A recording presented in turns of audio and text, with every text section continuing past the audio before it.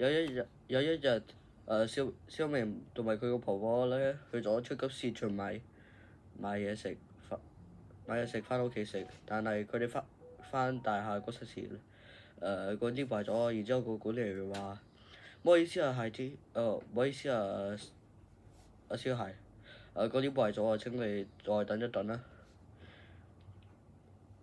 但係小明就擔心啦，因為佢嘅冰淇淋溶解。但係管理員叔叔，我嘅冰淇淋就嚟溶咯喎。個管理員同個小明道歉啦。然之後個婆婆同佢嘅爸爸，小明嘅爸爸傾電話。因為佢擔心。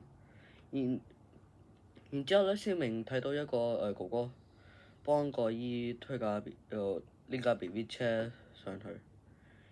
最後咧，小明學會了，你見到有人需要幫忙嗰陣時咧，你就要，你見到有需要幫忙嘅人，你就要幫佢哋啦。